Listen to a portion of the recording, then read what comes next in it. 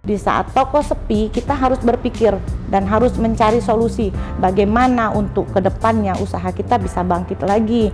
Apakah kita harus menambah varian rasa atau memajukan kue-kue apa yang sedang laris di media sosial dan kita ikut tren gitu loh.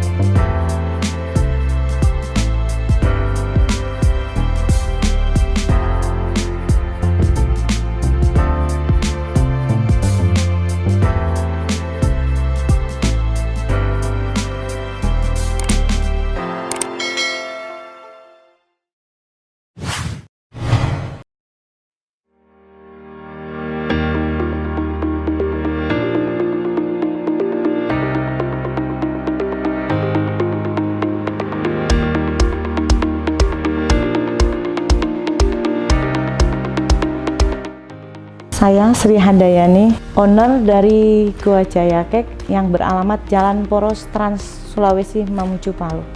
Usaha kami itu bergerak di bidang kuliner atau bergerak di makanan dan minuman. Yang kami jual itu aneka cake dan rotian, makanan dan minuman.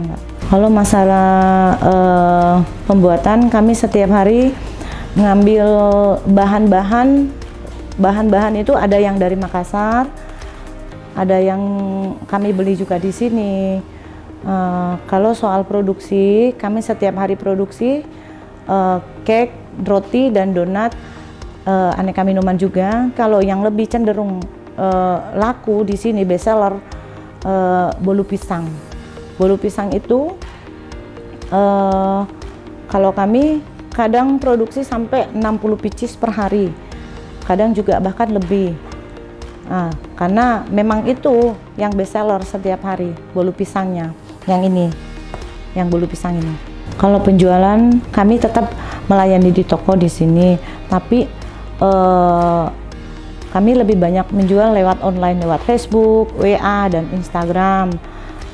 Kalau di sini di Mamuju Tengah yang cenderung keluar yang itu tadi bolu pisang, pizza, rotian, tapi alhamdulillah sih kami lebih banyak menjual lewat online dan menggunakan jasa kurir.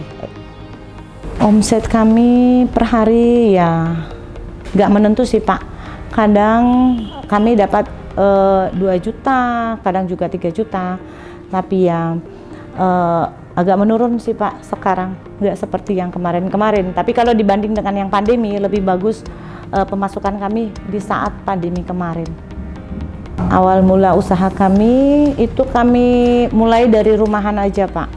Kalau awal usaha kami itu kami jualan di rumah melalui tetangga-tetangga aja dulu ya seperti itu. Tapi dengan seiring berjalannya waktu kami kewalahan dengan pesanan-pesanan yang setiap hari, entah dari media sosial, entah dari tetangga. Jadi kami membuka toko dengan mengontrak rumah di pinggiran jalan. Yang waktu kami masih di Makassar ya Pak ya, karena usaha kami itu berdiri tahun 2008 sebenarnya, mulai dari rumahan, terus kami ngontrak, terus kami pindah ke Mamasa. Di Mamasa itu kami awalnya jualan mie pangsit. Nah, setelah itu usaha kami mulai berjalan, kami coba untuk pindah ke tempat yang baru dan akhirnya kami pindah ke Topoyo. Nah, jadi kami itu berusaha di Topoyo sini mulai tahun 2017. Yang jelas intinya kami di Topoyo ini sudah memasuki tahun ke-6 di sini. Alhamdulillah. Kami ke sini cari kontrakan dulu, ngontrak di samping BNI kemarin.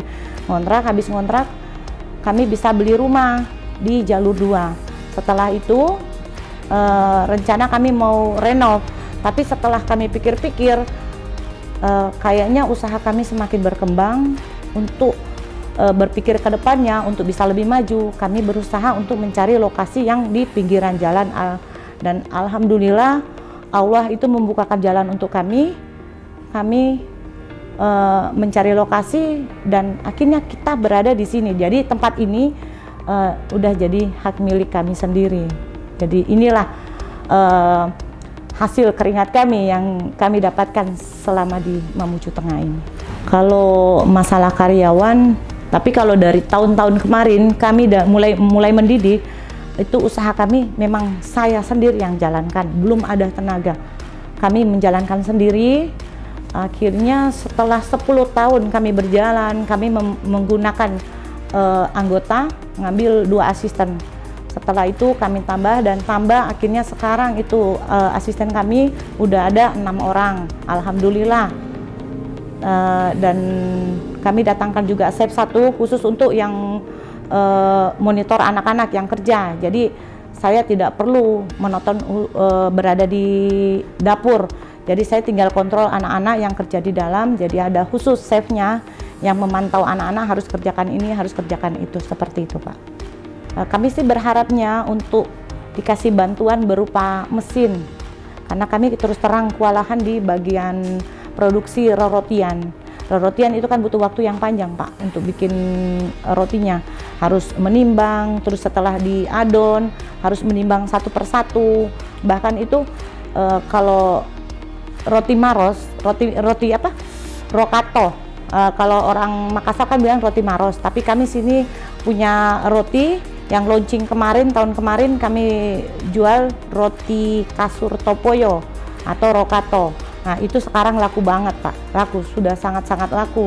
Dan kami kewalahan dengan itu, alat pembagi adonan itu yang kami kerjakan harusnya sampai 6 jam ke depan baru bisa selesai semuanya. Jadi ya kalau memang pemerintah bisa kasih bantuan ke kami alat pemotong atau pembagi adonan itu, ya alhamdulillah sekali sih. Kami berharap bisa tersentuh seperti itu Pak. Saya sih sekedar masukan aja buat teman-teman yang UMKM, kalau memang mau berusaha, kunci dalam berusaha sebenarnya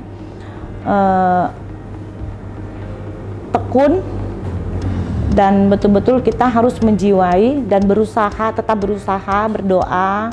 Yang jelas intinya kita harus betul-betul gigih dan berusaha, seperti itu. Jangan sampai kita berusaha cuman setengah di jalan kita langsung berhenti karena lihat seperti ini, oh keadaan toko sepi seperti ini, akhirnya tutup. Nah tidak seperti itu. Di saat toko sepi kita harus berpikir dan harus mencari solusi bagaimana untuk kedepannya usaha kita bisa bangkit lagi. Apakah kita harus menambah varian rasa atau memajukan kue-kue apa yang sedang laris di media sosial dan kita ikut tren gitu loh, seperti itu. Jadi intinya kita harus bermotivasi setiap saat, kapan saja, sampai kita